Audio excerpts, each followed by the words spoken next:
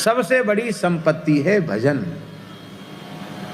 और वो बहुत छिपा करके। इसलिए बड़ी विनम्र प्रार्थना है, भगवान की अत्यंत कृपा होती है तब यत् किंचित कुछ अच्छी बातें मन में आती हैं, ध्यान में आती हैं, अनुभूतियाँ होती हैं। उन अनुभूतियों का प्रकाश जैसे तैसे के सामने नहीं कर, अच्छी बात तो एक प्रकाश करना ही नहीं चाहिए। यदि संभव हो, आवश्यक समझ में आवे कि कहना जरूरी है, तो अपने गुरुजनों से इस दृष्टि से कहना चाहिए कि हमारा वह मार्ग और आगे बढ़े। प्रचार प्रसार की दृष्टि से नहीं, प्रचार प्रसार से बच करके भजन करना चाहिए। लोक मान्यता अनल सम कर तप कानन दाह। लोक की जो मान्यता है वो भयंकर अग्नि के समान है, वो साधन रूपी, तपस्या रूपी, भजन रूपी जंगल को जलाकर खाक कर देती है। लोक मान्यता से बचकर के भजन करें।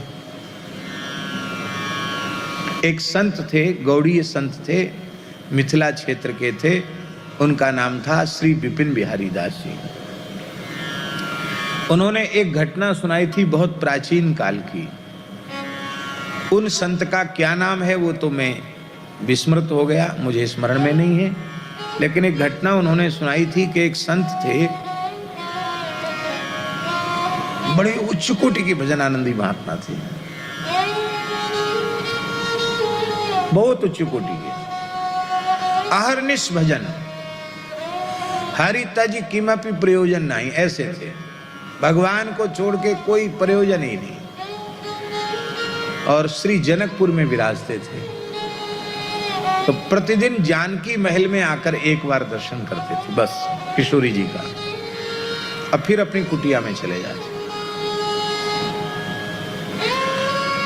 धीरे धीरे भजन की सुगंध फैली और भीड़ बढ़ने लगी।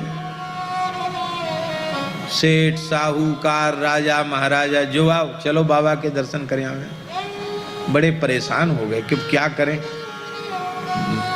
जानकी महल में दर्शन करने जाते और लोग रास्ते में भीड़ खड़ी हो जाती। अरे बोले तो दर्शन का सुख भी छिन गया, क्या करें। रहना तो जनकपुर धाम में ही है, भजन तो करना ही है, तब क्या करें। युक्ति सोचो, ये भजन बचे कैसे। बोलते किसी से नहीं थे, और श्रद्धा लोगों में होती है तो उनके दर्शन से लोगों की इच्छाएं पूरी हो जाती। तो जनकपुर की ही एक वेश्या थी, बहुत सुंदर नृत्य करती थी। आप एक दिन रात्रि को उसके यहां चले गए अपनी कुटिया से। अब कुंडी खटखटाई, उस देवी ने द्वार खोला, सोचा कोई पुरुष आया होगा धनाढ्य, देखा कि तो महान संत हैं। अब वो देखकर आवाक रही, तब तक तो वो महापुरुष उसके चरणों में पड़ गए और रोते हुए बालक के समान कहा कि माता, आप अपने इस बालक को बचा लो, मैं धाम छोड़कर जा नहीं सकता, यहीं रहकर किशोरी जी के चरणों में भजन करना है, और लुटेरे पीछे पड़ गए हैं मेरे, मुझे भजन नहीं करने देते हैं, आप मेरे ऊपर कृपा करो।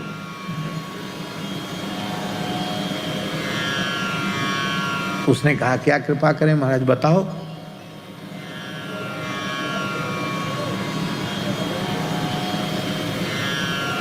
तो उन्होंने कहा कि बस कृपा यही करो कि तुम्हारा घर तो बहुत बड़ा है,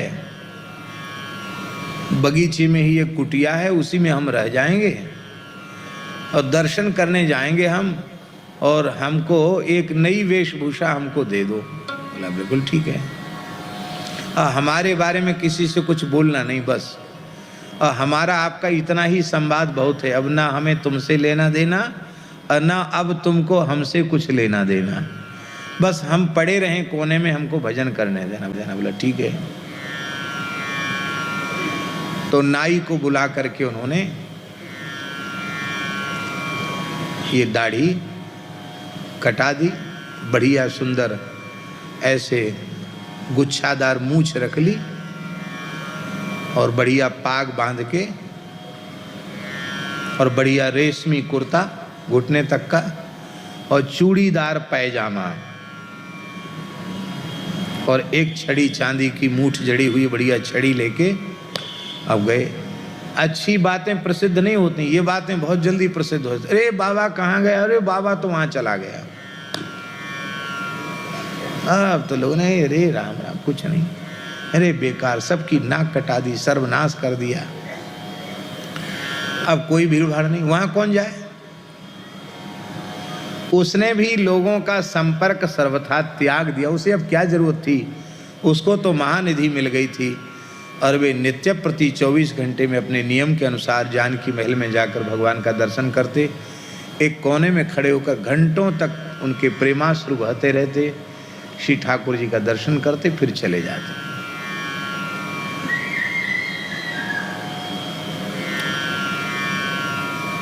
अब लोगों की भीड़ तो बिल्कुल बंद हो गई, दर्शन का नियम उनका नहीं छूटा। धीरे धीरे चर्चा भी लोगों में बंद हो गई, उपेक्षा जैसी कर दी।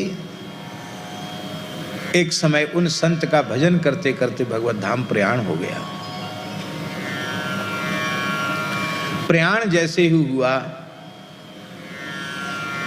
तो उस समय के जो महाराज थे जानकी महल के, उन्होंने देखा कि अकस्मात ठाकुर जी का दीपक बुझ गया। तो ये एक संकेत अच्छा नहीं था। दीपक कैसे ठाकुर जी का बुझा? तुरंत जाए, शांति करवाई, दीपक प्रज्वलित किया। तो पुनः दीपक प्रज्वलित किया तो क्या देखा कि सरकार के नेत्रों से अश्रुधार बह रही है। अरे ये विग्रहों का रोना भी ठीक नहीं है, ये अश्रुधार क्यों बह रही है? बड़े विकल हो गए, ठाकुर जी का पर्दा किया, अनवसर किया। अच्छे महापुरुष थे वे भी, उन्होंने रोकर प्रार्थना की, प्रभु समझ में नहीं आ रहा ये क्या हो गया है। तो ठाकुर जी ने, श्री जी ने रोते हुए कहा कि एक मेरा प्राण प्यारा भक्त मेरे नित्य धाम में, नित्य महल में प्रविष्ट हो गया, पर ऐसा अवसंत जिसने भजन को ही अपनी पूंजी माना हो, भजन को ही जीवन का सर्वस्व माना हो, अब तक ऐसा न हुआ, न आगे ऐसा दूसरा होने वाला है।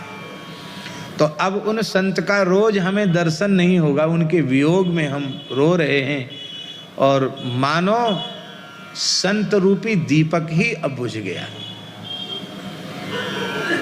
तब फिर महंत जी महाराज ने उनका संस्कार किया। ओ गाजे बाजे से सारा जनकपुर एकत्रित हो गया। अरे ऐसे संत तो पहले जो लुप्त हो गए थे, मरने के बाद फिर से प्रकाश उनका हुआ और उनका उत्सव मनाया गया। ऐसा हमें इतिहास संत श्री विपिन बिहारी दास जी ने सुनाया था। नाम भी बताया था, रामानंद संप्रदाय के ही कोई संत थे, रसिक परंपरा के संत थे, सखी भाव की उपासना वाले संत थे। भजन संपत्ति है, यह पूंजी है, इसको छिपा करके रखो, पता न चले क्या कर रहे हो। बाबा जी तो लुट जाते हैं, करते कुछ है नहीं, लुटते ही रहते हैं। क्यों? अब हमारी वेशभूषा को देख के भोले भाले लोग समझते हैं पता नहीं ये तो 24 घंटे माला ही फेरते होंगे, पर हमें पता हम क्या करते हैं। ये तो भगवान की बड़ी करुणा है कि अपने गुणगान का सौभाग्य भगवान ने दे रखा है, नहीं तो ये समय भी नष्ट ही हो जाए।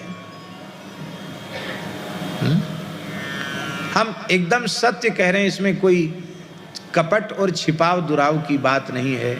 हम अनुभव करते हैं अपने में कि हम 24 घंटे में छटाक भर सूखा आटा भी फाँक सकें, इतना भी भजन हमारा नहीं है।